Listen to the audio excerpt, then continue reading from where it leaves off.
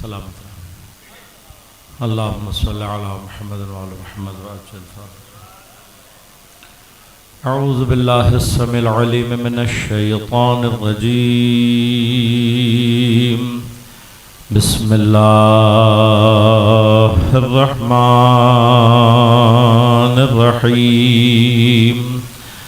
अल्हम्दुलिल्लाहिल्लज़ी हदाना लिहाज़ा वमा कुन्ना लिनहतदिया लौला अन हदानल्लाह लक़द जाअत रुसुलु रब्बिना बिलहक़। अस्सलातु वस्सलामु अला रसूलिल मुसद्दद अल मुस्तफ़ल अमजद अल महमूदिल अहमद अबिल क़ासिम मुहम्मद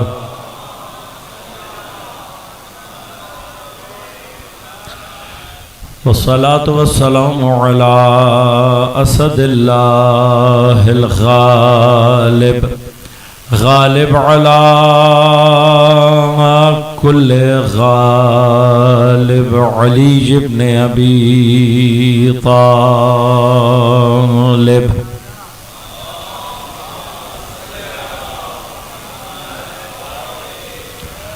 वस्सलातु वस्सलामु अला सय्यदतिल मासूमतिल मज़लूमतित ताहिरतिल बुतूल बिदअतिर रसूल फ़ातिमतुज़ ज़हरा सय्यदत निसाइल आलमीन।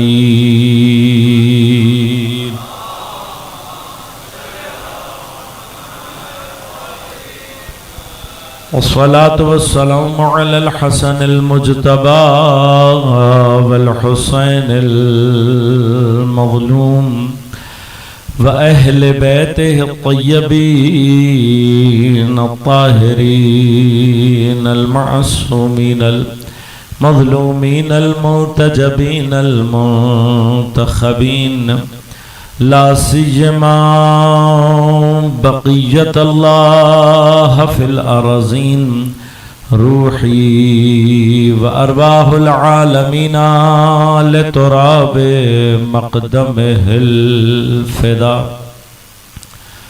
व लअनतुल्लाहि अला अअदाइहिम अजमईन। अम्मा बाद क़ाल अल्लाहु तआला फ़ी किताबिहिल करीम बिस्मिल्लाहिर रहमानिर रहीम। फ़स्अलू अहलज़्ज़िक्र इन कुन्तुम ला तअलमून। सलावत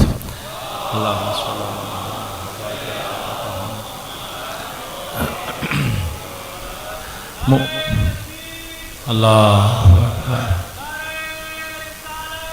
या रसूल अल्लाह या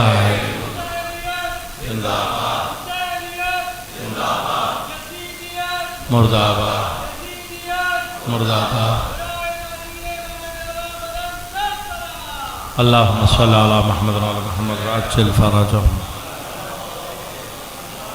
मोमिनीन कराम, सामीन मोहतरम, अज़ीज़ान गिराम क़द्र, अज़ादारान सय्यदुश्शुहदा, सन 1446 का आशूरा मुहर्रम अशरे ऊला में अहले ज़िक्र के उन्वान से हमारी गुफ्तगू का सिलसिला जारी है। उन्वान के लिए कुरान करीम की जिस आयत के हिस्से को सरनामा कलाम करार दिया गया, कुरान करीम ने 2 मकामात पर इसको इरशाद फरमाया, फ़स्अलू अहलज़्ज़िक्र इन कुन्तुम ला तअलमून। बस सवाल करो अहले ज़िक्र से अगर तुम जानने वाले नहीं हो। हमारी गुफ्तगू चूँकि साल क़ब्ल से मुत्तसिल है, लिहाजा चंद अनावीन इस उन्वान से दोहरा रहा हूँ ताकि आपके जहन में भी बाज़ मतालिब ताज़ा हों और एक इत्तिसाल गुफ्तगू का दोबारा ईजाद हो सके। कोशिश ये है कि जो भी मतालिब साल क़ब्ल बयान किए गए थे उन्हें दोहराया ना जाए। लिहाजा मेरी अपनी पूरी कोशिश ये है कि मैं उन मतालिब में भी जो इजाफ़ातर गुफ्तगू है, जो कि मेरी गुफ्तगू को इस उन्वान से इत्माम और इकमाल देने की नीयत से है, वहाँ पर कुछ मकामात आपकी खिदमत में अर्ज़ करूँगा और फिर इंशाअल्लाह कोशिश करूँगा कि परवरदिगार ने अगर तौफ़ीक़ इनायत की तो इस साल में इस आयत की ज़ेल में मतालिब को किसी मंतकी अंजाम तक पहुँचा सकूँ। आयत बहुत मुख्तसर सी, जुमला बहुत मुख्तसर सा है, लेकिन अहले बैत अतहार की मरजइयत दीनी और इमामत के ऊपर एक ऐसी मुहकम दलील है कि इस आयत में जहाँ से भी सफ़र करेंगे, जहाँ से भी बहस का आगाज़ करेंगे, ये आयत आपको अहले बैत के दरवाज़े पर लेकर आती है। आयत का पहला हिस्सा वमा अरसलना क़ब्लका इल्ला रिजालन नूही इलैहिम। रिजाल के हवाले से गुफ्तगू मैंने कल आपकी खिदमत में पेश की कि पूरे कुरान में अल्लाह तबारक व तआला ने रिजाल, जहाँ कहीं पर भी अल्लाह ने इस जमा के सीगे को नकरा के साथ इस्तेमाल किया है, बाज़ जगहों पे अर्रिजाल इस्तेमाल हुआ। जहाँ पर अर्रिजाल इस्तेमाल हुआ है वहाँ पर आम तौर पर मुराद जिनसियत है, लेकिन जहाँ कहीं पर भी ये लफ्ज़ नकरा के तौर पर इस्तेमाल हुआ है वहाँ पर अल्लाह तबारक व तआला की मुराद जिनसियत नहीं है, जेंडर नहीं है।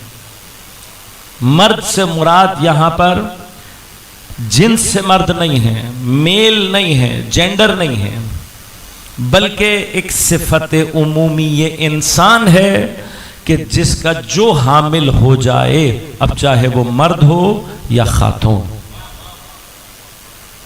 अल्लाह तबारक व तआला लेकिन एक ऐसी अपनी सुन्नत की तरफ इशारा फरमा रहा है, ए मेरे हबीब मा अरसलना मिन क़ब्लिका या क़ब्लक, तुमसे पहले हमने नहीं भेजे। अब जो भेजे हैं वो सिर्फ क्या हैं? इल्ला, सिर्फ क्या है? रिजालन, मर्द हैं। तो कल मैंने आपकी खिदमत में अर्ज किया मुख्तलिफ मकामात पर अल्लाह ने इनकी सिफात बयान की, लेकिन जितनी भी सिफात अल्लाह ने बयान की हैं ये मर्द हैं लेकिन उम्मत में हैं, मर्द हैं लेकिन आम मोमिन हैं। इस आयत में अल्लाह तबारक व तआला इस मर्दानगी की सिफत को बयान करके एक ऐसी इजाफी सिफत बयान कर रहा है कि जो इन रिजाल को उम्मत से जुदा करती है। देखिए ये मकाम बिल्कुल वही मकाम है कि जहां पर कुरान पैगंबर से कहता है कुल, ए हबीब आप कहो, क्या कहो? अना बशरुम मिस्लुकुम, मैं तुम्हारे जैसा बशर हूं। अब यहां पर आभास हैं, यकीनन मकामात बहुत होते हैं कि जब ये कहा जा रहा है अना बशरुम मिस्लुकुम, तो पैगंबर मिस्ल क्यों कह रहे हैं? अगर बात सिर्फ बशरियत को पहुंचा देने की है तो फिर कहना क्या चाहिए? अना बशरुन। ये मिसल का माना कहां पर आता है? खुद गौर कीजिएगा, एक बहुत कॉमन सेंस का मसला है ये। देखिए अल्लाह तबारक व तआला ने कुरान करीम में जब अपने कलाम को, फसाहत बयान को जारी किया है तो फिर वो हमारे और आपके ज़बान के उमूमी कायदों से जुदा नहीं है। हम और आप अपनी आम ज़बानों में जिन कवायद को रियायत करते हैं, कुरान करीम ने उनमें से बहुत सारे मकामात को अपनी गुफ्तगू में, अपने कलाम में रियायत किया है।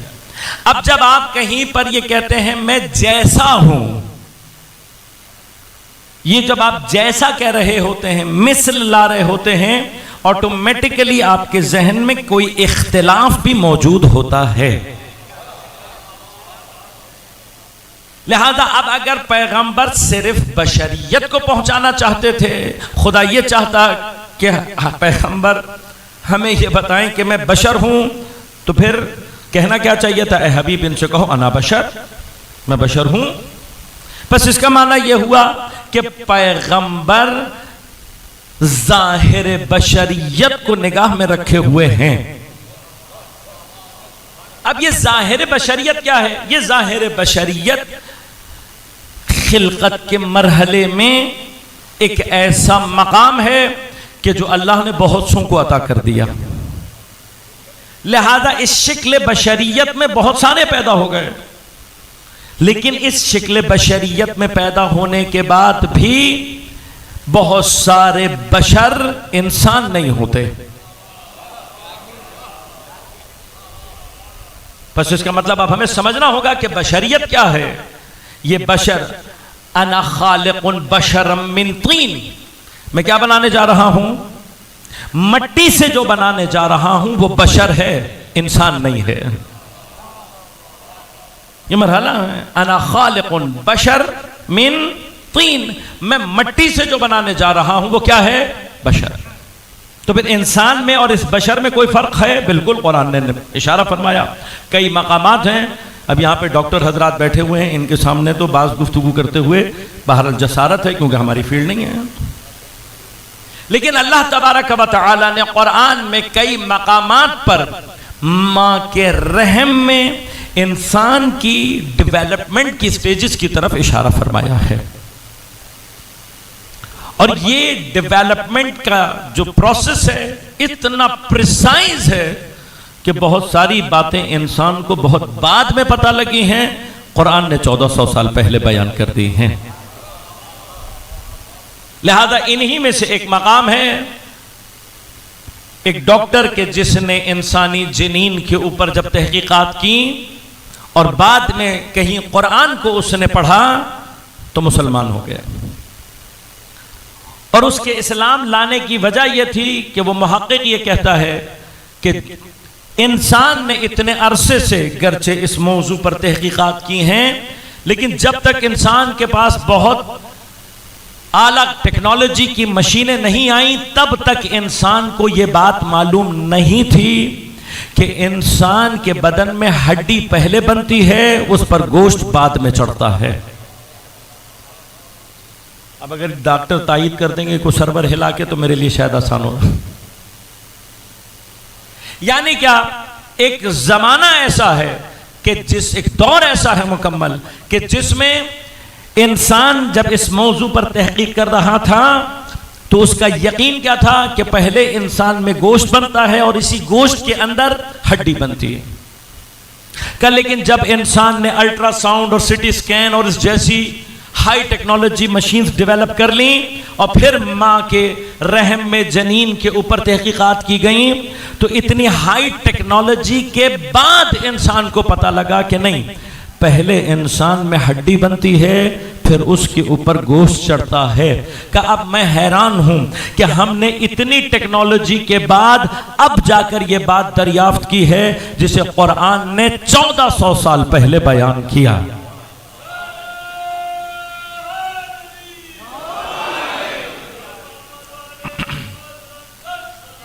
अल्लाहुम्मा सल्ली। लिहाजा कुरान के इजाज़ात इल्मी में से एक मकाम यह है कि कुरान करीम ने, और बहुत सारे मकामात हैं, कुरान और साइंस खुद अपनी जगह एक मौजू है कि जो अपनी जगह तफसील चाहता है, लेकिन कुरान करीम ने जब इंसान की खिलकत के इस मरहले को बयान किया तो एक मकाम पर फरमाया, हमने इंसान को मनी से बनाया, मनी को हमने उल्क़े में तब्दील किया, उल्का मुज़ग़े में तब्दील हुआ, और फिर ये सारे प्रोसेस करने के बाद अल्लाह फरमाता है हमने उसे एक खल्क़न सविय्या, एक बैलेंस, बिल्कुल एक बैलेंस फॉर्म में हमने इंसान को पैदा कर दिया। अब ये जो बैलेंस फॉर्म है, यानी क्या, जिस्म का बिल्कुल कामिल होना। मैं फिर एक मर्तबा डॉक्टरों की खिदमत में जसारत करूंगा कि जब इंसान दुनिया में आता है तो बच्चा कुछ पाउंड का होता है, छोटा सा होता है, बास बच्चे बहुत ही छोटे से होते हैं, बहुत ही कम वजन के होते हैं, लेकिन क्या कोई एक उज़्व भी इंसान का कम होता है? भाई पैदा हुए बच्चे का दिल कितना सा होगा? बिल्कुल नौमौलूद बच्चे के गुर्दे किस साइज के होंगे। कभी इंसान सोचे कि परवरदिगार आलम किस माइक्रो लेवल पर जाकर अपनी खिलकत को कामिल कर रहा है। अब इस लेवल पे जाकर अल्लाह तबारक व तआला ने मादी एतबार से, जिस्मी एतबार से इंसान को कामिल कर दिया। यह है बशर। इस बशर के अंदर इस्तेदाद है इस बात की कि ये इंसान बने।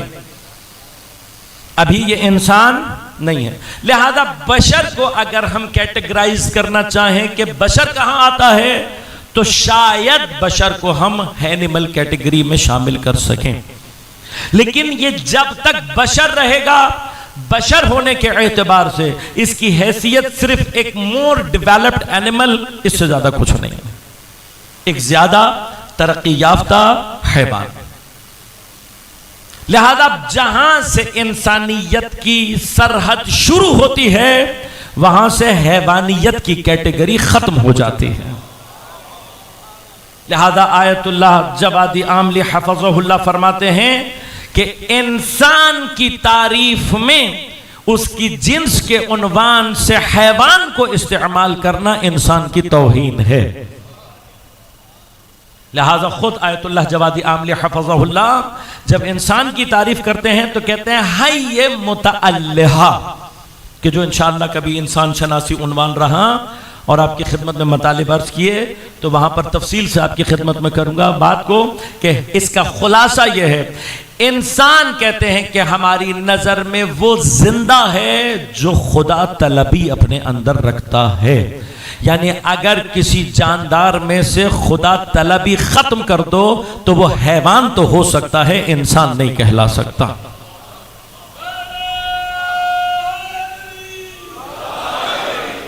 अब उसके बहुत सारे मकामात हैं, गुफ्तगू बहुत सारी है, लेकिन अभी हमारा मौजू ये नहीं है। लिहाजा अब ये मैं जब सिर्फ अभी जो फर्क है उसका एक मरहला सिर्फ अर्ज करूंगा, तफसीलात नहीं।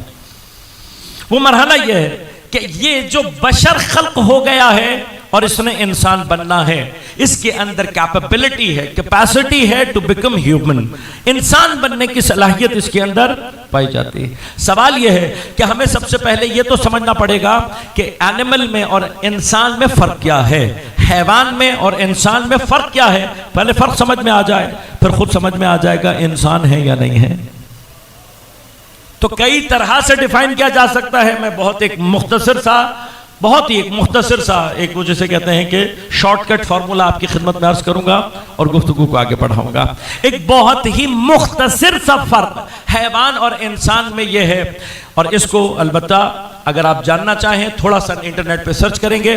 जब आप ह्यूमन ब्रेन के ऊपर बात साइकोलॉजिस्ट को मुताला करेंगे तब आपको पता लगेगा कि बात साइकोलॉजिस्ट भी इस नज़रिए के कायल हैं कि इंसान के भी ब्रेन के वो कहते हैं दो हिस्से हैं, एक को एनिमल ब्रेन कहते हैं, एक को ह्यूमन ब्रेन कहते हैं। कि जब तक ह्यूमन ब्रेन एक्टिव ना हो, इंसान जिसको हम इंसान कह रहे हैं वो सिर्फ एक हैवान होता है, उसके अलावा कुछ और नहीं होता। बस ये बहस मौजूद है, मैं सिर्फ उसका शॉर्टकट आपको भी बता रहा हूं। वो शॉर्टकट क्या है, मैं कैसे मालूम करूं कि मैं खुद अभी तक हैवान हूं या इंसान। आप सब मुझसे बेहतर है, मैं अपने जैसों की बात कर रहा हूं, मैं हैवान हूं या इंसान। फर्क क्या है, फर्क यह है, एक फर्क निकालने का तरीका यह है, जब तक तमाम अमाल और अफआल का मरकज जात होती है, हैवान कहलाता है। यह हैवान है। क्यों? हर हैवान अपने लिए बेहतरीन खाना तलाश करता है, अपने लिए बेहतरीन पानी तलाश करता है, अपने लिए बेहतरीन घर चाहता है, अपने लिए बेहतरीन साथी चाहता है, अपने लिए बेहतरीन बच्चे चाहता है, अपने लिए बेहतरीन हर्ड ग्रोह जो उसका है वो चाहता है, और फिर अपनी फैमिली के दिफा के लिए, अपने उस हर्ड, अपने उस झुंड की हिफाजत के लिए, उस ग्रुप की हिफाजत के लिए बाज़ औक़ात अपनी जान तक दे देता है। ये सब कुछ जो हो रहा होता है, इस सब को एनिमल इंस्टिंक्ट कहते हैं। लिहाजा मसलन अगर आपने कभी एक्सपीरियंस करना हो, एक मुर्गी, चंद मुर्गियां और एक मुर्गा घर में पाल लें, तो आप देखेंगे जब इनके अंदर वो हमारे साइंसदानों की ज़बान में सोशल अंडरस्टैंडिंग जब डेवलप हो जाती है और वो एक फैमिली क्रिएट कर लेते हैं, तो उसके बाद मुर्गा पूरी दियानत के साथ, पूरी अमानतदारी के साथ अपनी फैमिली का दिफा करता है। लिहाजा कभी कभार ये भी होता है कि इस दिफा में कभी कभार मुर्गा शहीद भी हो जाता है। अब अपने घर को बचाते हुए जब मुर्गा जान देता है, तो कभी आपने उसकी तस्वीर दीवार पर लगाई कि भाई बड़ा बागैरत मुर्गा था, अपने बच्चों को, अपनी फैमिली को बचाते हुए जान दे दी। अब ऐसे बहुत सारे जानवर और हैवानात हैं। इसका माना क्या है? एनिमल इंस्टिंक्ट है। अब उसकी बहुत सारे रीजंस हैं। कभी अब ये बहस है, इंशाल्लाह इंसान शनासी हुई तो कभी अर्ज करूंगा कि जितने भी कुव्वा ए गरीजी अल्लाह ने इंसान या हैवानात में रखे हैं, उनका असल मकसद हयात हैवानी को जारी रखना है। मकसद उसका है, और उससे भी अल्लाह तबारक व तआला का खुद हयात हैवानी को जारी रखने के भी मकासद हैं, लेकिन हदफ नहीं है। हदफ बुनियादी तौर पर क्या है? इस हयात हैवानी के सीने से हयात इंसानी को बाहर निकालना। लिहाजा हैवान के मुकाबले पर इंसान क्या है? इंसान वो है कि जो अपनी जात को छोड़कर दूसरों के लिए जिंदा रहना सीख ले।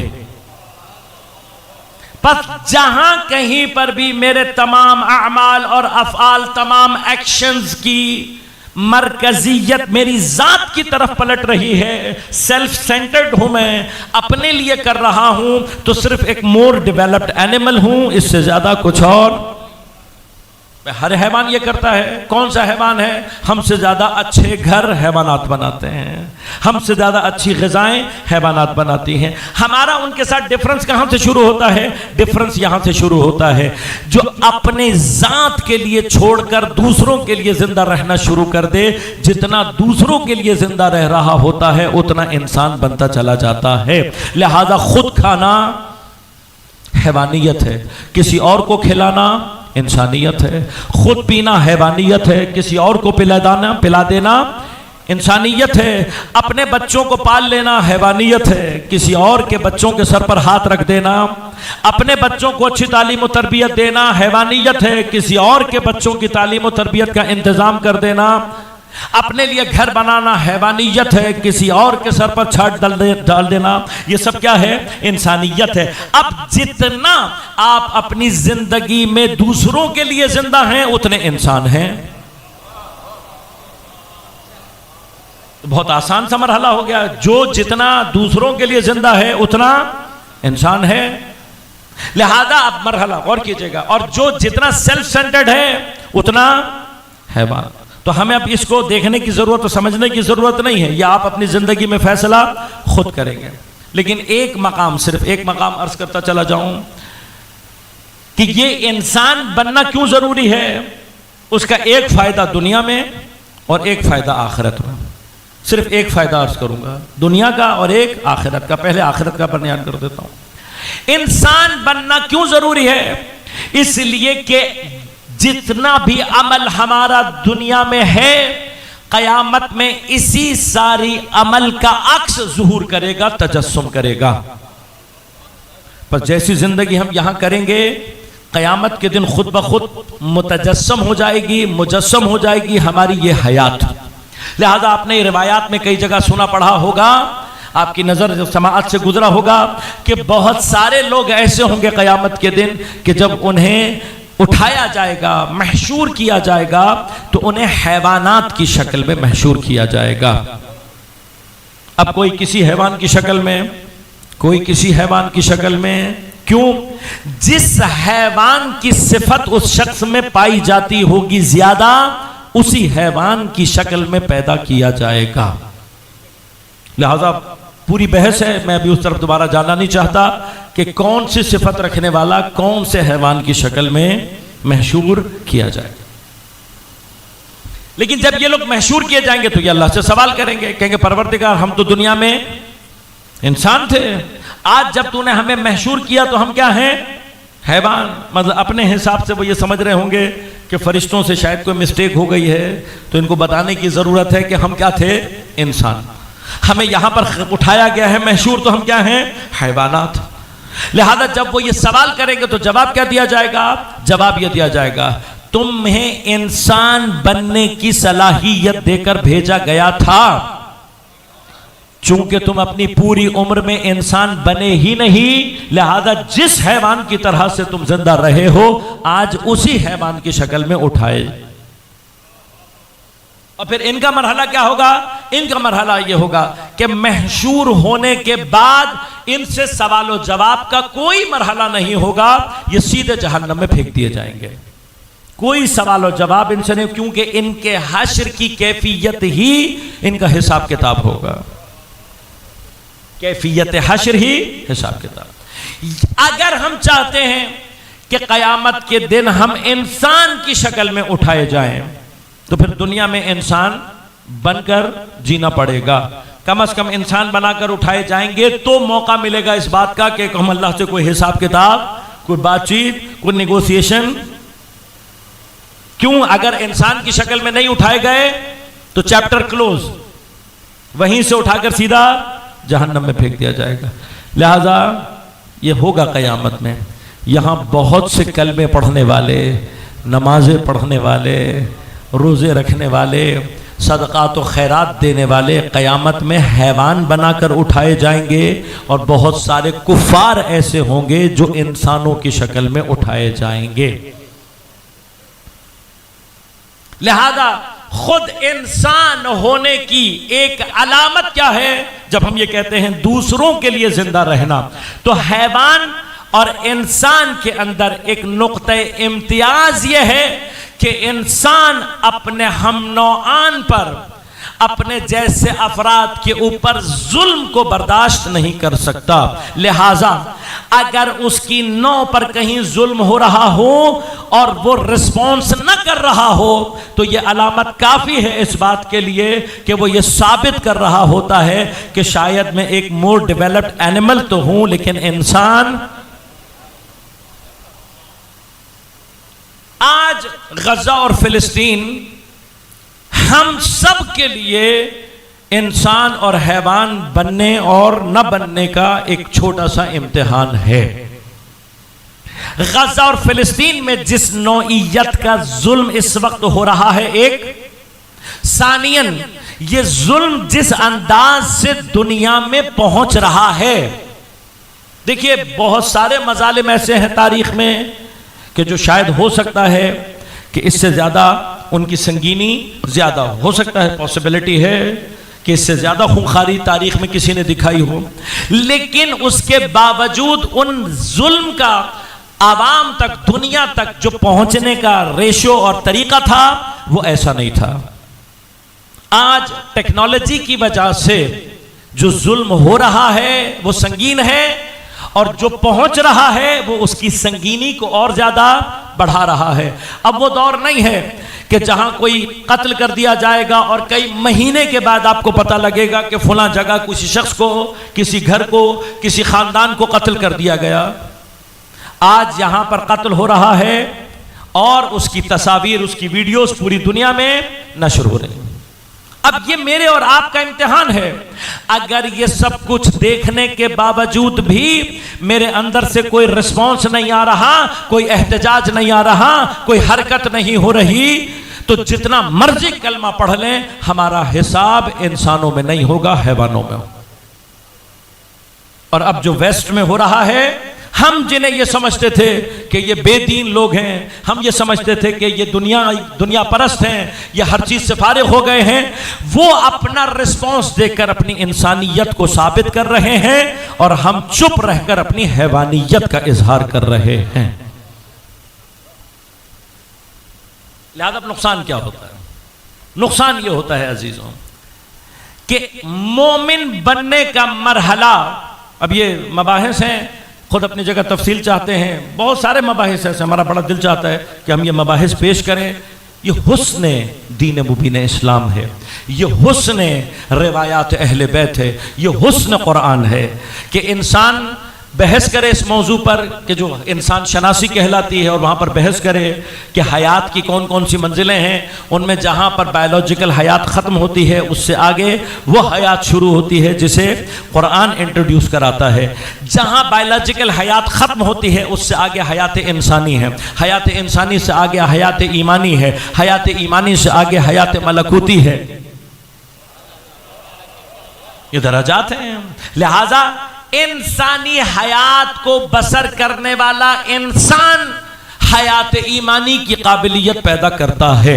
यानी क्या, मैं खुलासा कर दूं गुफ्तगू का, जब तक हम दुनिया में इंसान नहीं बनेंगे हमारे अंदर मोमिन बनने की सलाहियत कभी भी पैदा नहीं हो सकती।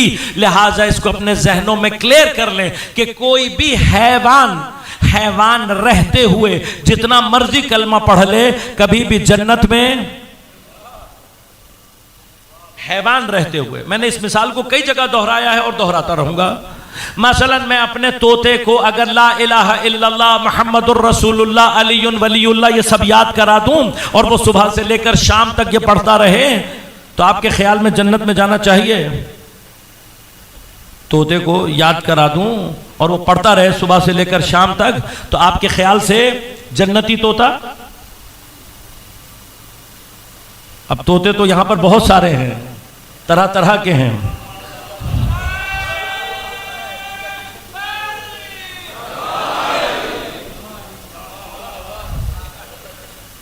लेकिन तोता नहीं जाएगा। भाई क्यों नहीं जाएगा? इतना तो मोमिन है, न झूठ बोलता है, न गीबत करता है, न चुगली खाता है, न किसी का दिल दुखाता है, न किसी का हक मारता है। इतना मासूम तोता फिर कलमे भी पढ़ रहा है, तो बज़ाहिर तो इसको जन्नत में जाना चाहिए। नहीं जाएगा। क्यों नहीं जाएगा? आप कहेंगे भाई हैवान है, जो बोल रहा है समझ नहीं रहा, जो बोल रहा है उस पर अमल नहीं कर रहा, बस एक रटी हुई चीज है जिसको अपनी जबान पर दोहरा रहा है। अब आप सब मुझसे बेहतर, मैं अपनी बात करता हूं, हमेशा ये कहता हूं मेरे लिए है ये मरहला कि अपने घर में शीशा लगाऊं और शीशा लगाने के बाद उसके सामने खड़ा होकर एक मर्तबा ला इलाहा इल्लल्लाह मुहम्मदुर रसूलुल्लाह अलीयुन वलीयुल्लाह पढ़ूं और उसके बाद ये फैसला करूं कि मेरे कलमे में और तोते के कलमे में कोई फर्क है या नहीं। अगर मेरा कलमा भी तोते की तरह से बचपन का रटा रटाया माँ बाप ने डाल दिया, पढ़े जा रहे ला इलाहा इल्लल्लाह मुहम्मदुर रसूलुल्लाह अलीयुन वलीयुल्लाह, लेकिन ये नहीं पता कि तौहीद होती क्या है, नबुव्वत किसे कहते हैं, विलायत।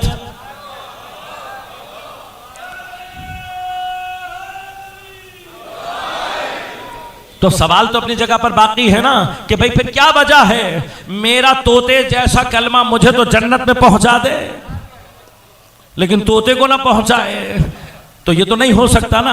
बस बात सिर्फ इतनी, हमें अपनी जिंदगी में एक मर्तबा ये जरूर देखना है कहीं ऐसा तो ना हो कि हमारे कलमे तोतों जैसे ही कलमे हों। लिहाजा याद रखिएगा, मैंने कल भी आपको अर्ज किया था कि दीन मुबीन इस्लाम ये चाहता है कि आप अपने अकायद को अपनी अक्ल के जरिए से हल करें। आपके पास अपने अकायद की दलीलें अक्ली होनी चाहिए, आपको पता होना चाहिए कि खुदा एक है या नहीं, एक है तो क्यों है तो क्यों है, इन सब की दलीलें होनी चाहिए। लिहाजा अज़ीज़ान मन, मरहला यह है कि जब तक इंसान नहीं बनता तब तक मोमिन बनने की सलाहियत उसके अंदर पैदा नहीं होती। अब इंसान बनेगा तो मोमिन बनने की सलाहियत बनेगी। अब मोमिन बनने के बाद ये मोमिन है जो रिजाल बनने की सलाहियत पैदा करता है, रजुल में शामिल होने की सलाहियत पैदा करता है। अब जब पैगंबर ये कह रहे हैं अना बशरुम मिस्लुकुम, तो इसका माना यह है कि भाई मुश्किल तो यह है कि जो बिल्कुल 100% मेरे जैसा है उसके अंदर यह फैसला करना मुश्किल हो जाता है कि यह अभी तक इंसान बना है या नहीं। कहीं ऐसा ना हो कि सिर्फ एक मोर डेवलप्ड एनिमल हो, इससे ज्यादा कुछ ना हो। लिहाजा पैगंबर ने यही फरमाया कि अब अगर तुम्हें मैं अपने जैसा दिखाई दे रहा हूं तो बस ये समझ लेना कि बशरियत की हद तक तो शायद कोई तमासुल मौजूद हो, वरना तुम और हो हम और हैं।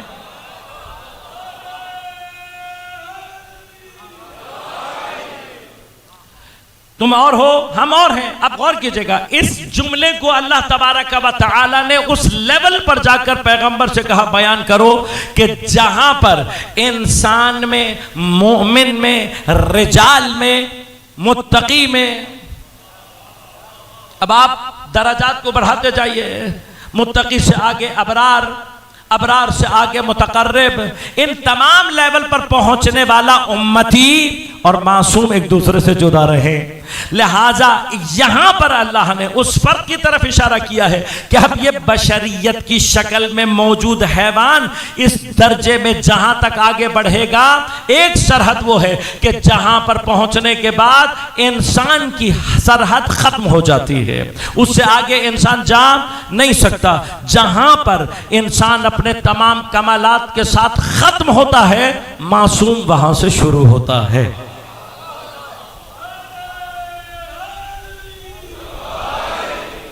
अब वो मरहला, वो सरहद क्या है? फरमाया कुल, कहो ए हबीब, अना बशरुम मिस्लुकुम, दिखाई तो मैं तुम्हारे जैसा देता हूं, लेकिन फर्क क्या है मेरे और तुम्हारे दरमियान में? यूहा इलैया, मेरे ऊपर वही आती है।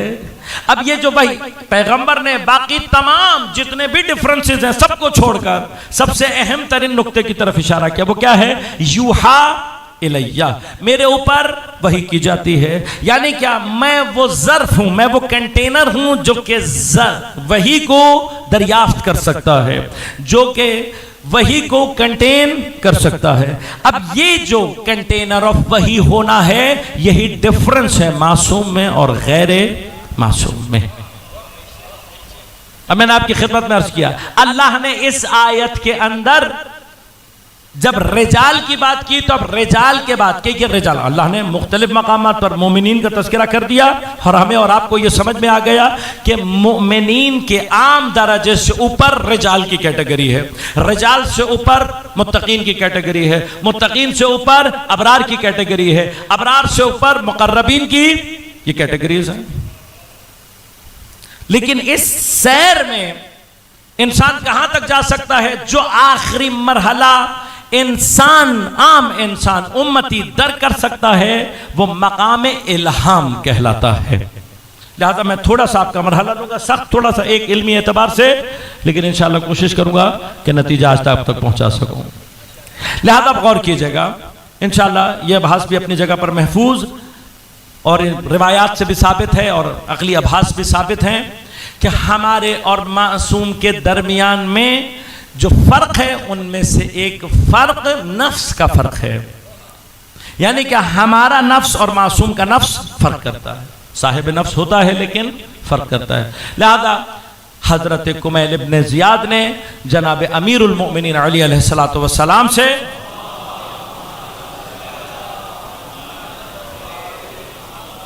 सवाल किया कि या अली मौला अमीरुल मोमिनीन, नफ्स क्या होता है? मैं जानना चाहता हूं, मुझे बताइए नफ्स क्या है। अब इमाम ज़र्फ देखकर जवाब देते हैं। चूंकि कुमैल का ज़र्फ इल्मी है, लिहाजा इमाम ने फरमाया कुमैल किस नफ्स की बात कर रहे हो?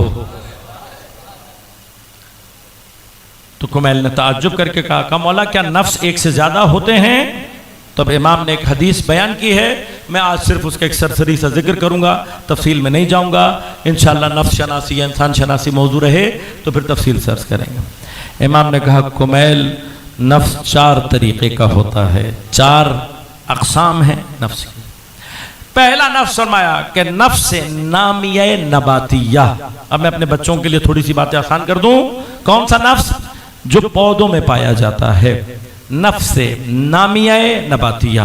फिर इमाम ने उसकी 5 ताकतें और 2 खवास बयान की। फिर फरमाया उसके बाद का जो नफ्स होता है वह नफ्स हिस्सिया हैवानिया होता है, यानी हैवानात का नफ्स। उसकी भी इमाम ने 5 ताकतें गिनवाई और 2 खवास। उसके बाद फरमाया कि कुमैल, इससे ज्यादा अफजल और बेहतर नफ्स होता है नफ्स नातिक़े इंसानिया। लिहाजा अभी जो मैंने आपकी खिदमत में गुफ्तगू की, जो साइकोलॉजिस्ट को अब समझ में आ रही है, 1400 साल पहले मेरा मौला कुमैल को बता गया, हैवान का नफ्स और होता है, इंसान का नफ्स और होता है।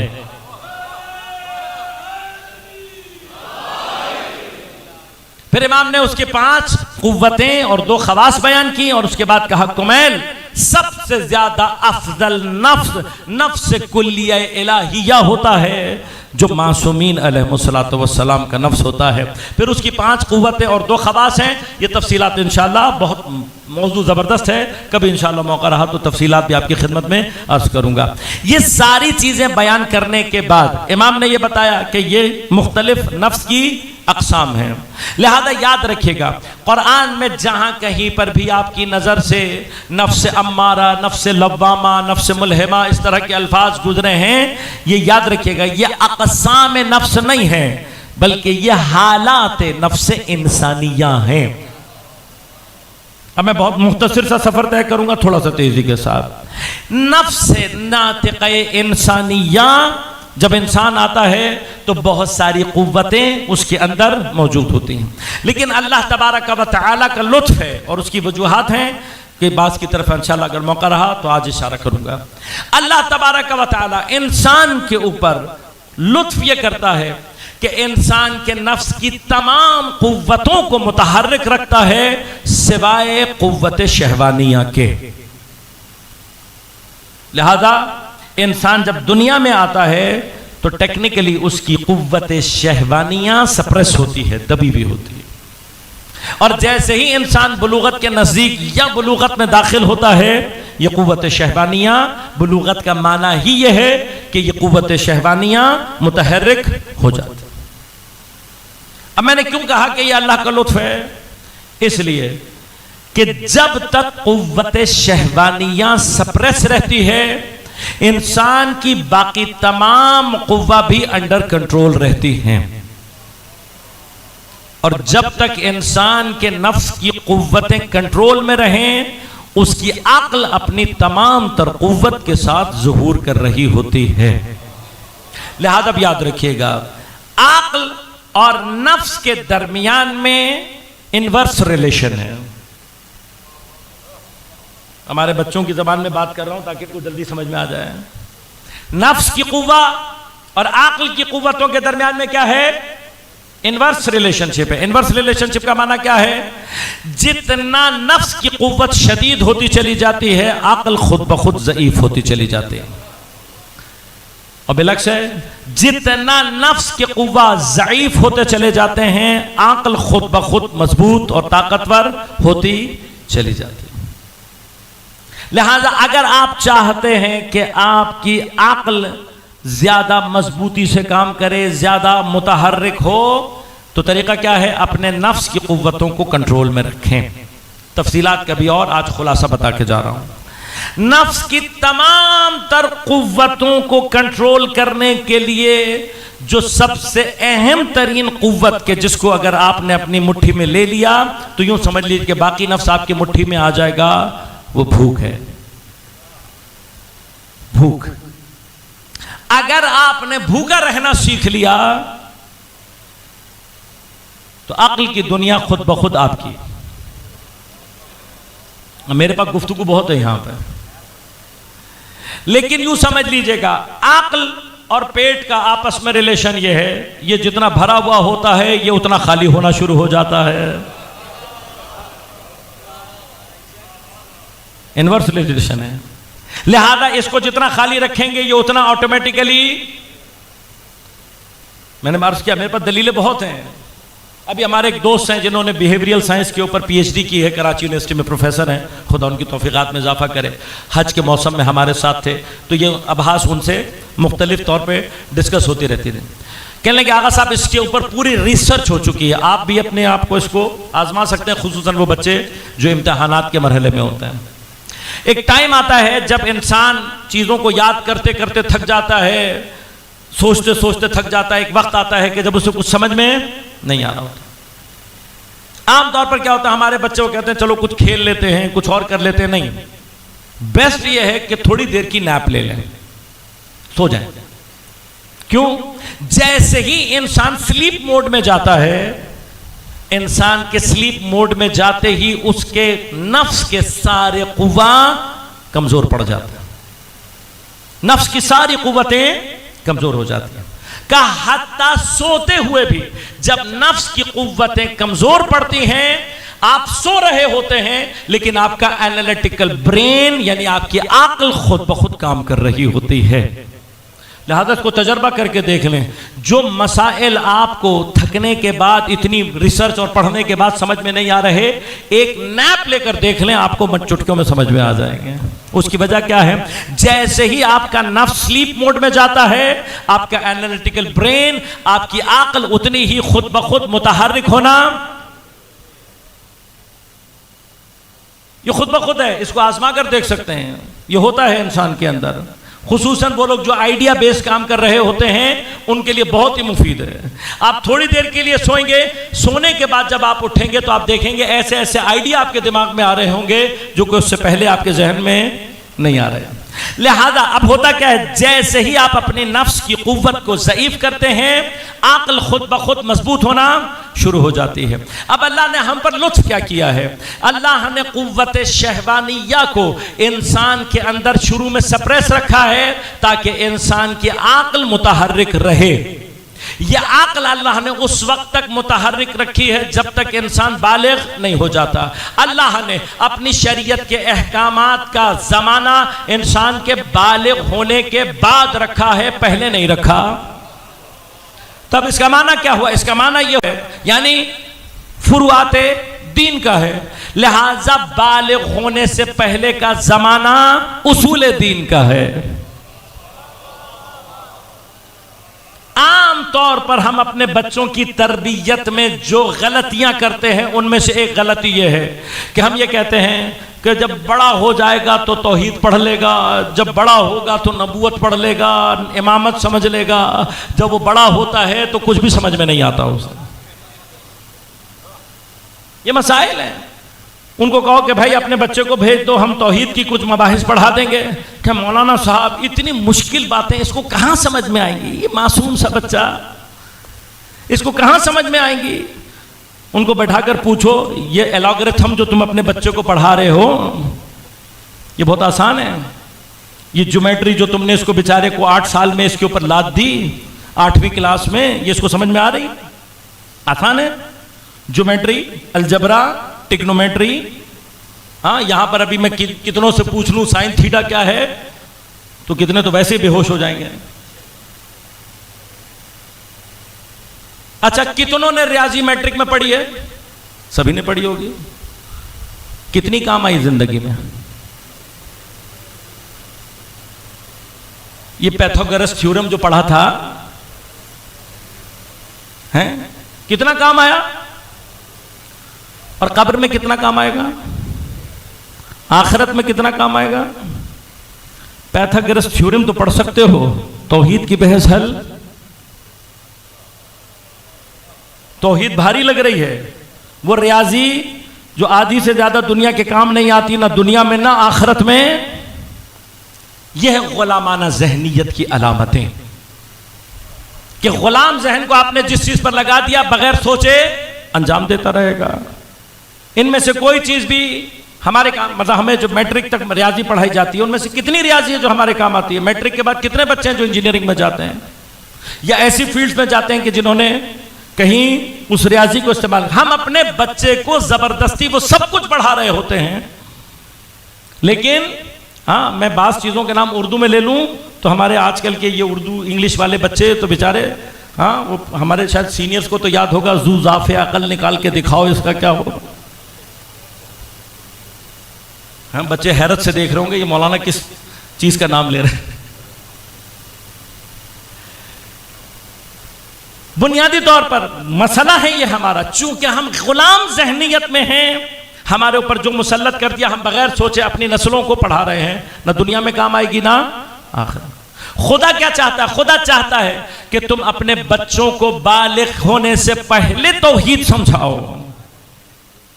इनको बालिग होने से पहले इनके अदालत के मसले हल करो। ये जवान होने के बाद जब ये सोच रहे होते हैं कि खुदा ने मेरे ऊपर जुल्म कर दिया, सारी मुसीबतें खुदा ने मेरे लिए ही पाली हुई हैं, एक बम अगर ऊपर से गिरे, एक पत्थर गिरे तो मैं ही हूँगा जिसके ऊपर आकर गिरेगा। ये सारी खुदा के साथ जो बदगुमानियां हमने अपने बच्चों के अंदर रखी हुई हैं, जब अपनी अकायद को इस शक्ल में लेकर पढ़ेगा तो फिर जवान होने के बाद, बालिग होने के बाद पढ़ेगा नमाज। जिसको नबूवत समझ में ही नहीं आई है, इमामत समझ में ही नहीं आई है, जिसके लिए कयामत बिल्कुल ही बेकार किस्म की चीज है, वो अमल करेगा? कभी भी नहीं करेगा। लिहाजा जो गलतियां हम करते हैं उनमें से गलती क्या है?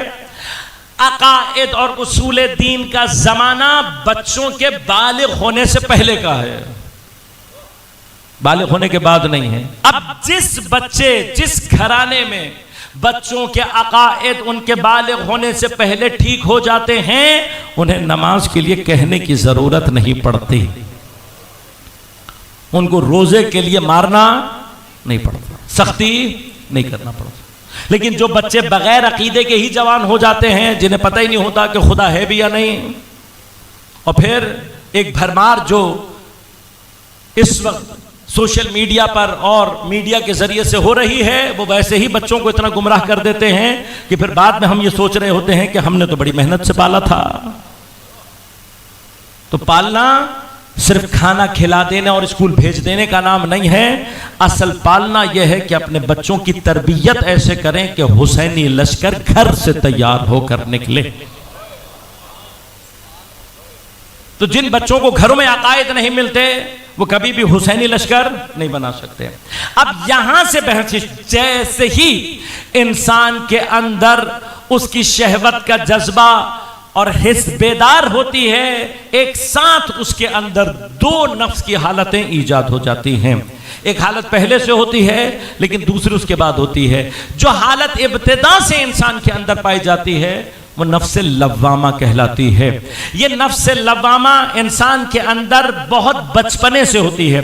लिहाजा बहुत छोटा सा बच्चा भी अगर कोई गलत काम करे तो अपने अंदर खुद मलामत की कैफियत को पाता है। छोटा सा बच्चा होगा लेकिन अगर उसे यह एहसास हो जाए कि मैंने ये काम गलत किया है, खुद ब खुद मलामत की कैफियत उसके अंदर पैदा। ये इस कदर पाकीज़ा कैफियत है कि अल्लाह ने कुरान में जिन कम चीज़ों की कसम खाई है उनमें से अल्लाह ने एक नफ्स लव्वामा की कसम खाई है।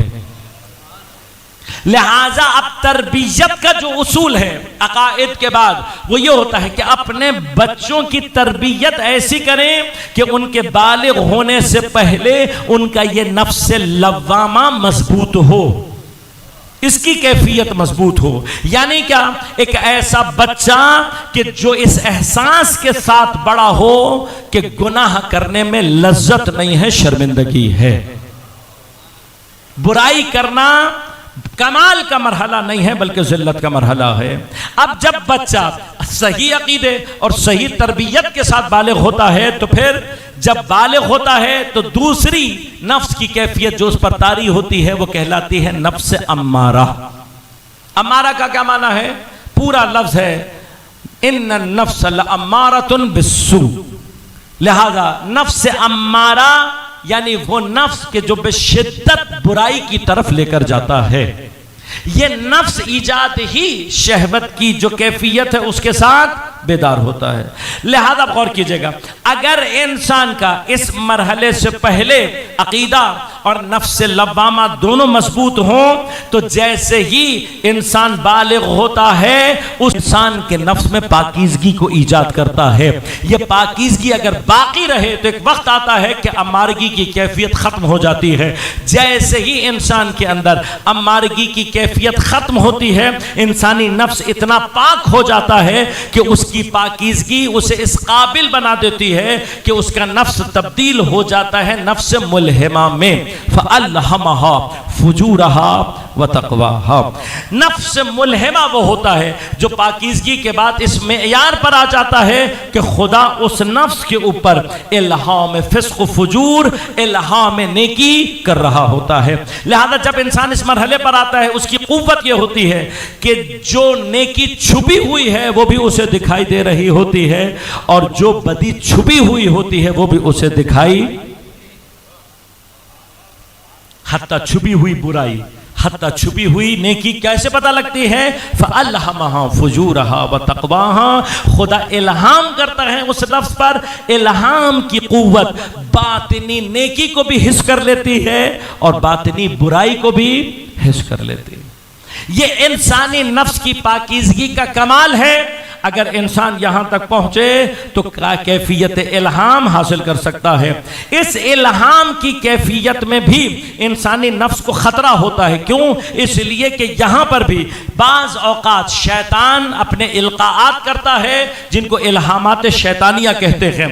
लिहाजा इसके लिए मुश्किल होता है कि यह फर्क पैदा कर सके कि कहां पर मेरा इल्हाम इल्हाम रहमानी है, कहां पर इल्हाम इल्हाम शैतानी है। लिहाजा इस मरहले तक भी इंसान मासूम की जरूरत से मुस्तगनी नहीं होता।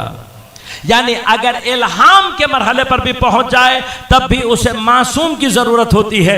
क्यों? इल्हाम रहमानी और इल्हाम शैतानी के दरमियान में उसे जो फर्क करके उसे राह रास्त पर रखने वाली कुव्वत है उसे मासूम कहते हैं।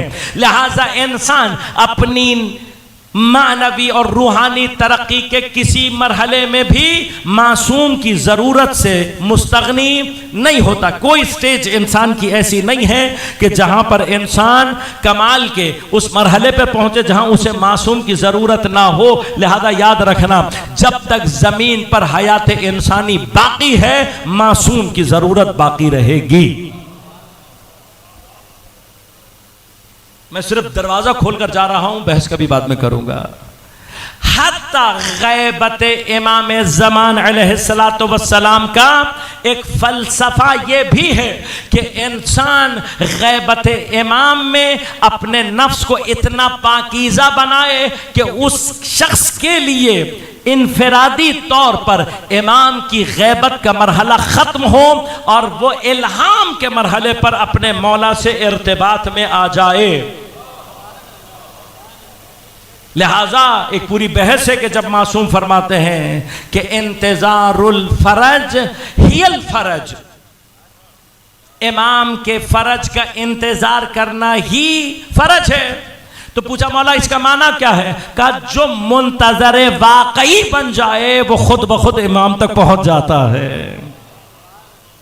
लिहाजा इनफरादी तौर पर इमाम से इर्तिबात रूहानी पैदा करना इसके इम्कानात बाकी रहते हैं। अब जब नफ्स पाकीज़ा होता चला जाता है, लिहाजा कई मकामात पर अहादीस का सहारा भी मौजूद है कि फरमाया तुम्हारे और तुम्हारे साहिब के दरमियान में जो असल रुकावट है वो तुम्हारे अपने गुनाह हैं। लिहाजा अगर इंसान अपने नफ्स को इतना पाकीज़ा कर ले कि उसके और इमाम के दरमियान कोई गुनाह बाकी न रहे तो उसके और इमाम के दरमियान कोई फासला बाकी नहीं रहता। लिहाजा ये बहस है पूरी अपनी जगह, मसाइल हैं। वो आंख जो ना महरम को देखती हो ये काबिलियत नहीं रखती कि अपने ज़माने के इमाम को देखे। वो कान जो मौसीकी और ग़िना सुनने का आदी हो इस काबिल नहीं है कि उसे इमाम की आवाज़, ये मुश्किल है।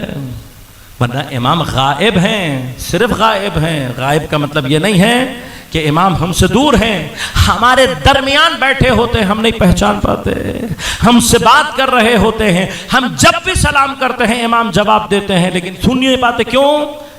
जो कान ग़िना, मौसीकी और ग़ीबत और झूठ इस तरह की गुनाहों से भरा हुआ हो वो इमाम की आवाज़ सुनने की काबिलियत। लिहाजा जिस कदर अपने आप को पाकीज़ा करते चले जाओगे इमाम और तुम्हारे दरमियान फासला खुद ब खुद ख़त्म होता चला जाएगा। लेकिन आखिरी मंजिल क्या है? जब इंसान मंजिल इल्हाम पर आकर इमाम के पीछे आकर खड़ा होता है तो जो कैफियत नफ्स इंसान के अंदर पैदा होती है उसे नफ्स मुतमइन्ना कहते हैं। ये नफ्स मुतमइन्ना हासिल कर लेना इंसान की मेराज है, आखिरी मरहला है कि जहाँ पर इंसान इसको हासिल करता है। लेकिन इंसान जब अपने कमाल पर पहुँचता है तो नफ्स मुतमइन्ना पर होता है। मासूम के नफ्स की इब्तिदा नफ्स मुतमइन्ना से होती है। लिहाजा सिर्फ मासूम है कि जो वही की सलाहियत रखता है, बस जिसके नफ्स की इब्तिदा इत्मीनान से हो वो इस नफ्स इस काबिल होता है कि वो आगे चलकर वही की कैफियत को दरियाफ्त कर सके। लिहाजा अंबिया के दरमियान जो उनकी नबूवतों का फ़र्क है वो उनके इसी नफ्स मुतमइन्ना से आगे का सफ़र है। बहुत सारे नबी ऐसे हैं कि जो नबी अनिन नफ्स हैं, बाज़ ऐसे हैं कि जिनकी नबूवत का दायरा आगे है, बहुत सारे नबी ऐसे हैं कि जिनके ऊपर वही सिर्फ फरिश्ता लेकर आता है, बहुत सारे नबी ऐसे हैं कि जिनको सिर्फ इशारात मिलते हैं, बहुत सारे नबी ऐसे हैं कि जो सिर्फ आवाज़ को सुन पाते हैं, बहुत सारे नबी ऐसे हैं जो सिर्फ ख्वाब देखते हैं। लेकिन सिर्फ ज़ात गिरामी ये पैगंबर वाहिद है कि जिसका कमाल ये है कि नफ्स को रखते हुए लिबास बशरियत के बावजूद उस बुलंदी पर जाता है कि जहां अब्द और रब के दरमियान कोई फासला बाकी नहीं रहता।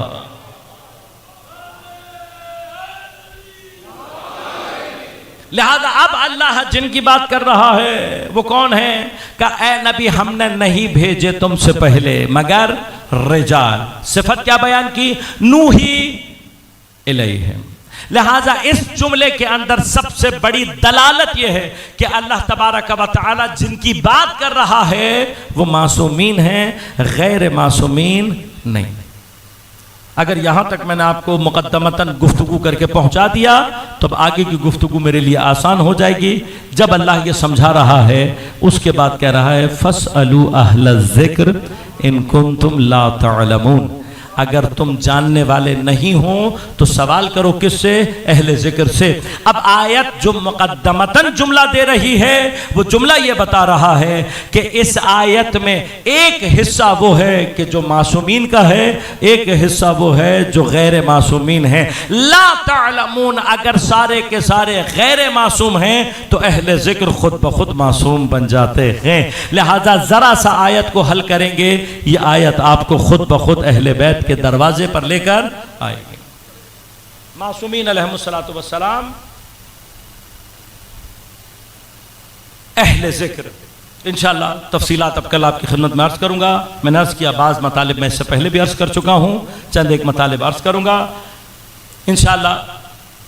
बहस को इसी सिलसिले से कल एक मकाम अर्ज़ करूँगा कि ला तालमून से क्या मुराद है। गरचे ये बहस पहले भी अर्ज़ कर चुका हूँ लेकिन एक ख़ास सेहत में गुफ्तगू आपकी खिदमत में पेश करूँगा।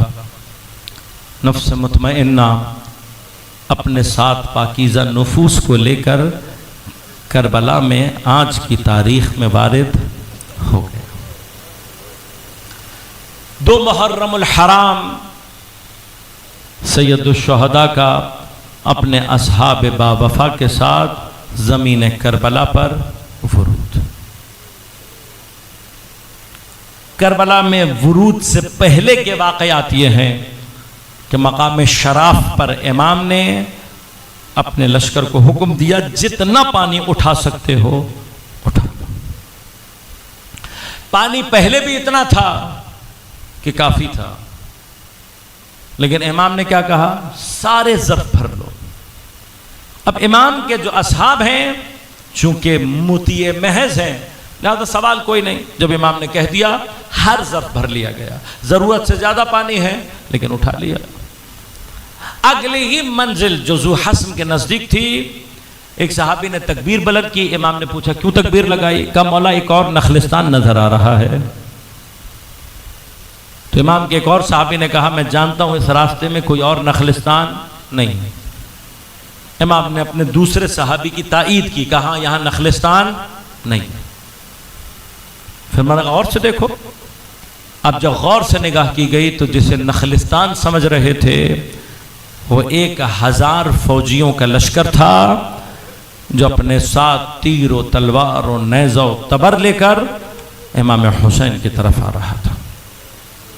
अभी भी इमाम के लश्कर की कुल तादाद 350 या 400 से ज़्यादा नहीं है, जिसमें ख़वातीन और बच्चे भी शामिल। ये मैं बहुत बड़ी तादाद आपको बता रहा हूँ जो तारीख़ ने नकल की, वरना तादाद इमाम के लश्कर की अब भी इससे कम। मुकाबले पर लश्कर है 1000 सिपाहियों का। लीड कौन कर रहा है? जनाब हुर। मगर लश्कर की हालत जब सामने पहुंचा है लश्कर तो क्या है? फरमाया कि प्यास की शिद्दत से ये लश्कर हलाकत के नजदीक। आलम यह है, इंसान तो इंसान, जानवरों की जबानें भी दहन से बाहर आई हुई, यानी कुछ देर और अगर इन्हें पानी न मिलता तो अक्सरियत हलाक हो जाती। इमाम के पास पानी वाफिर मिकदार में मौजूद। अगर यहां पर इमाम सिर्फ वॉर टेक्निक के तौर पर, जंग के तौर पर सिर्फ इतना कहते, असलहा रखते जाओ, पानी पीते जाओ, कर सकते थे या नहीं? वॉर टेक्निक है, पानी बंद तो नहीं कर रहे, उनका पानी खत्म हो गया, ये इमाम का कसूर नहीं है। सिर्फ इतना कहते, हथियार रखते जाओ, पानी पीते जाओ, क्या बुरी बात थी? कोई बुरी बात नहीं। लेकिन तारीख क्या कहती है? करीम इब्ने करीम है हुसैन, जिसका बाबा कातिल को शरबत पिला दे,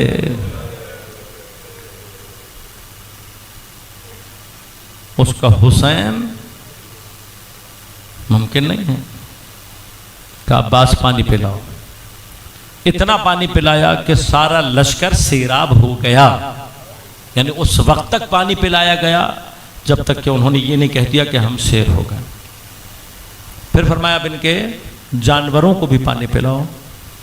जानवरों को भी उस वक्त तक पानी पिलाया गया जब तक जानवरों ने अपने मुंह पानी से फेर नहीं लिए। फरमाया अब्बास अब इनके जानवरों के सुमों पर पानी डालो ताकि गर्मी की शिद्दत में कमी आ जाए। मेरे मौला, यकीनन आप सखी इब्ने सखी हैं, करीम इब्ने करीम हैं, लेकिन आज पानी की इतनी सखावत, इतना पानी, तो शायद पलटकर जवाब यही आएगा ना कि अब 8 दिनों की तो बात है, सिर्फ 8 दिनों का फर्क है। 8 दिनों के बाद जब मैं अपने 6 महीने का अली असगर लेकर इनके पास आऊंगा,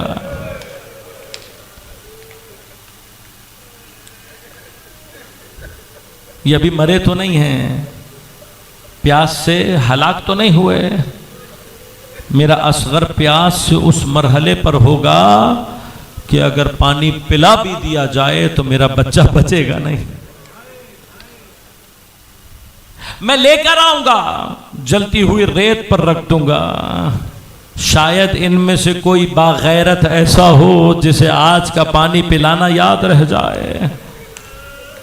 लेकिन यह हुसैन के अली असगर की किस्मत है कि जब हुसैन के बच्चे को पानी चाहिए था, मुंह मोड़कर रो तो रहे थे अली असगर को पानी पिलाने वाला। लश्कर को सैराब कर दिया। जोहर की नमाज का वक्त आया तो इमाम ने पूछा, फरमाया एक साथ नमाज पढ़ोगे या अलग अलग?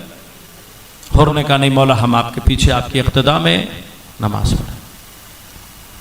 इमाम के साथ नमाज पढ़ने के बाद हुर ने यह कहा कि मौला मुझे भेजा गया है कि मैं आपको गिरफ्तार करके इब्ने ज़ियाद तक पहुंचा दूं। इमाम ने कहा मैं अपनी मर्जी से नहीं आया हूं, तुम लोगों ने खत लिख कर भेजा था, मैं आया हूं, अगर तुम्हें मेरी जरूरत नहीं है मैं पलट जाता हूं। हुर ने कहा मैं इस बात से बेखबर हूं, मुझे नहीं मालूम। इमाम ने इशारा किया, एक पूरी बोरी भर कर खतूत थे, उलाकर हुर के सामने डाल दिए गए। अब हुर मुतवज्जे हो गए, लेकिन मामूर हैं। कमौला इन खतों में मेरा खत नहीं है, मैंने नहीं बुलाया। तो फिर क्या चाहते हो? कब मैं मामूर हूं इस बात पर कि आपको लेकर जाऊं। इमाम ने कहा जो भी है, अगर तुम्हारे लोगों को हमारी जरूरत नहीं है हम पलट जाते हैं। ये कहकर जब इमाम पलट रहे थे, हुर ने आगे बढ़कर वो जसारत की कि इमाम के घोड़े की लगाम पर हाथ डालकर इमाम को वापस जाने से रोक दिया। ये हुसैन के घोड़े की लगाम नहीं है, ये जमीन पर खलीफतुल्लाह के अम्र के इजरा के रास्ते में रुकावट है। गलती संगीन है, लिहाजा इमाम ने गलती के मुकाबले पर एक रिस्पॉन्स दिया है। वो रिस्पॉन्स क्या है? तारीख कहती है कि इमाम ने हुर को मुखातिब करके कहा, सकुलत का उम्मुक, ए हुर तेरी मां तेरे गम में रोए। ये जुमला सुनकर हुर सर से लेकर पैर तक कांप गया। क्यों? इसलिए कि इस जुमले पर अरब में लड़ाई हो जाती है, जंग हो जाती है। कोई भी बहादुर अरब इस जुमले को अपने लिए पसंद नहीं करता। सवाल सिर्फ इतना है, इमाम हुसैन ने यह सख्त जुमला हुर को क्यों कहा? कैसे कैसे लोग हैं आइम्मा के साथ कैसा कैसा सलूक नहीं किया, लेकिन कभी भी किसी मासूम ने इतने सख्त अल्फाज इस्तेमाल। लेकिन इमाम हुसैन किसी और मरहले में आजमाइश हुर है। इमाम बताना चाहते हैं कि हुर का कल्ब किसके साथ है। लिहाजा जब इमाम ने यह कहा, हुर सर से लेकर पैर तक कांप गए, लेकिन अपनी आवाज को दबाया, आंखों को नीचा किया और अपनी आवाज को दबाकर यह कहा, मौला अगर आपके अलावा कोई ये जुमला कहता तो हुर जवाब देता, लेकिन खुदा की कसम आपकी मां ज़हरा के लिए हुर सिवाय खैर के कोई जुमला नहीं कह सकता।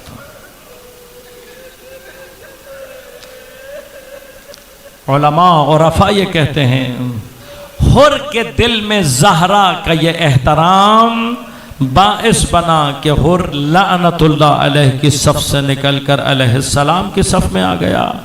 बस एक मर्तबा दिल पर हाथ रखकर ये बताओ कि अगर ज़हरा का ये एहतराम दिल में हो तो लानतुल्लाह अलैह की सफ से निकलकर कोई अलैहिस्सलाम की सफ में आ जाता है, लेकिन फिर जो ज़हरा के दरवाजे को जलाने वाला हो, जो ज़हरा पर जलता हुआ दरवाजा गिराने वाला हो, जो ज़हरा का पहलू शिकस्ता करके मोहसिन को शहीद करने वाला हो, जो ज़हरा को ताजियाना मारने वाला हो, जो ज़हरा को तमाचा लगा।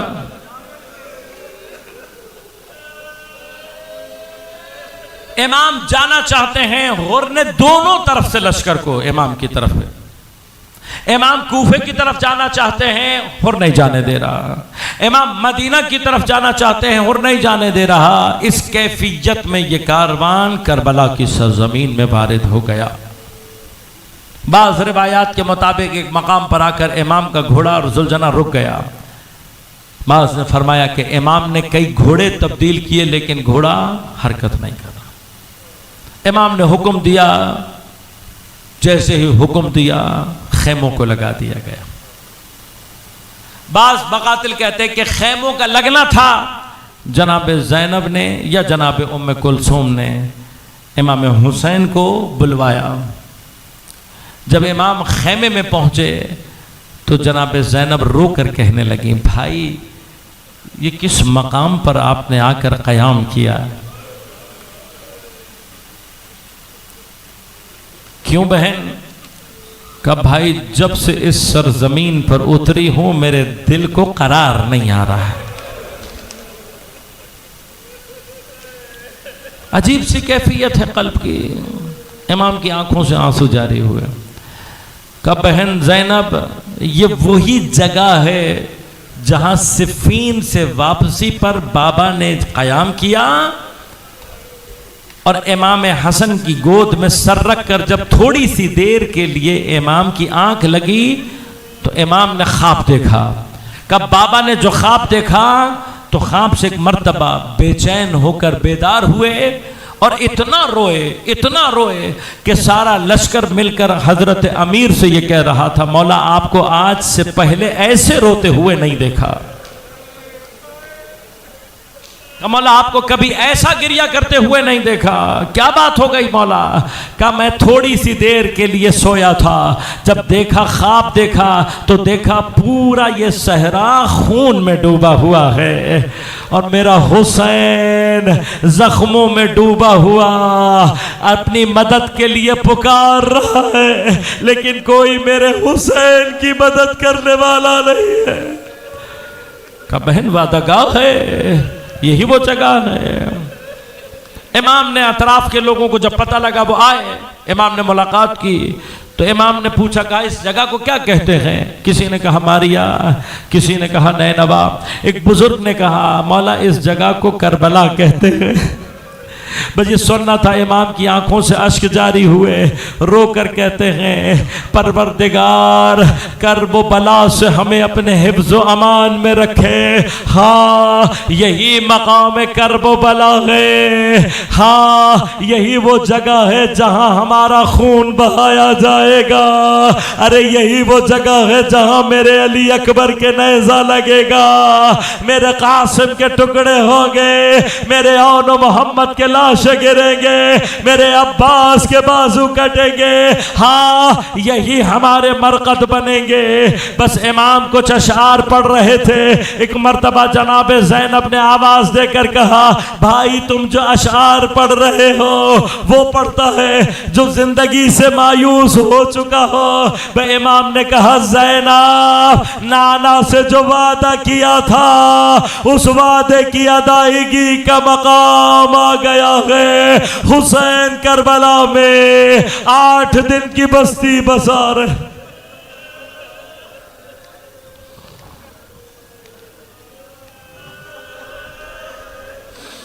अला वलअनतुल्लाहि अलल कौमिज़ ज़ालिमीन वसयअलमुल्लज़ीना ज़लमू अय्य मुनक़लिबिन यनक़लिबून बारिलाहा बिहक़्क़ि ज़हरा व अबीहा व बअलिहा व बनीहा। हमारे इबादात को अपनी बारगाह में कबूल मंजूर फरमा। बिहक़्क़ि ज़हरा व अबीहा व बअलिहा व बनीहा। मुंतक़िम ज़हरा, मुंतक़िम करबला, मुंतक़िम असीरान करबला, मुंतक़िम शुहदा, मुंतक़िम मुस्तज़अफ़ीन जहान, मज़लूमीन जहान। इमाम ज़मान के ज़हूर में ताजील फरमा। हज़रत के ज़हूर के ज़रिए से बारे इलाहा ज़ुल्म इस्तिबदाद का ख़ात्मा फरमा, अदल व अदालत को कायम फरमा। जहाँ जहाँ मुमिनीन बातिल से बरसर पैकार हैं, ईरान में, इराक़ में, शाम में, बहरैन में, लबनान में, नाइजीरिया में, कश्मीर में, बिलखुसूस गज़ा और फ़लस्तीन के मुमिनीन को नुसरत व कामयाबी इनायत फरमा। दीन दुश्मन, इस्लाम दुश्मन क़ुव्वतों को बिलखुसूस अमरीका और इसराइल को नीस्त व नाबूद फरमा। बार इलाहा बिहक़्क़ि ज़हरा व अबीहा व बअलिहा व बनीहा। तमाम उलमा मराज-ए-इज़ाम की हिफाजत फरमा। तमाम अज़ादारान सय्यदुश्शुहदा और अज़ादारी सय्यदुश्शुहदा की हिफाजत फरमा। अज़ादार दुश्मन क़ुव्वतें जिस शक्ल में